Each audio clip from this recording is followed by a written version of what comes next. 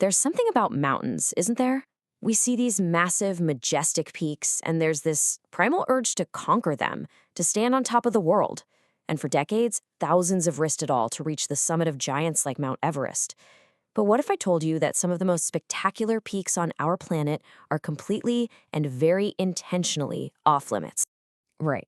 So on one side, you have Mount Everest. It's a household name, a symbol of human ambition, something to be conquered and celebrated. But then you have peaks like Mount Kailash, mysterious, revered, and strictly forbidden. And what's so fascinating is that they're untouched not because they're impossible to climb, but because we're just not allowed to. So that's the big question, right? Why? Why are these mountains forbidden? And the answer has absolutely nothing to do with technical skill or how hard the climb is.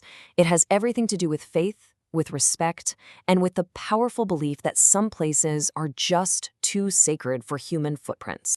Okay, so their first stop takes us to Tibet, to a mountain that millions of people believe is the literal center of the entire universe, the holy Mount Kailash. The sheer scale of reverence for this mountain is, well, it's immense. For Hindus, it's the actual physical home of Lord Shiva. For Buddhists, it's the abode of Buddha Demchok. And it's also a sacred center for followers of Jainism and the Bon religion. So you see, this isn't just a mountain. For hundreds of millions, it's a cosmic axis, a place of unbelievable spiritual power. And because of that, the government has strictly banned any attempts to climb it, period. So if climbing is completely forbidden, how do people show their devotion? Well, the answer is something called parikrama. The idea here is that the ultimate act of worship isn't to go up the mountain, but to walk around it. It's a sacred pilgrimage, a form of prayer and motion. And listen, this is no walk in the park. The parikrama is a grueling 52-kilometer trek, all at very high altitude. It's an incredibly difficult journey that pilgrims have been making for centuries.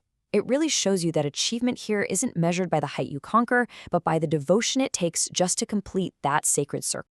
All right, let's journey over to Nepal now, where this very same theme continues with a peak that is so uniquely beautiful, it's fiercely protected, Macha Picchu. Its name, Macha Picchu, literally translates to fish's tail, which makes perfect sense when you see its distinctive double summit. And just like Kailash, local people believe this mountain is the sacred home of the Hindu god Shiva. Because of this deep, profound belief, it remains an officially designated virgin peak, meaning no one has ever stood on its summit. And there is such a powerful story behind that status. Back in 1957, a British team made the one and only attempt on the summit. But they made a promise to the local people. Out of respect for their beliefs, they would stop just short of the actual peak. And they kept that promise. They turned back just 150 meters from the top. It was such a remarkable act of respect that right after, the Nepalese government banned all future climbing, preserving its sacred status forever.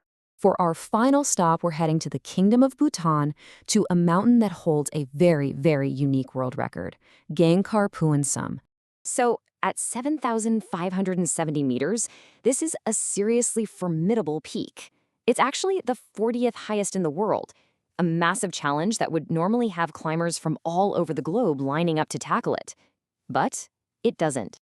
Gangkhar Puensum holds a truly unique title. It is the world's highest unclimbed mountain. And again, you probably know where this is going. The reason it remains unclimbed isn't because it's too difficult.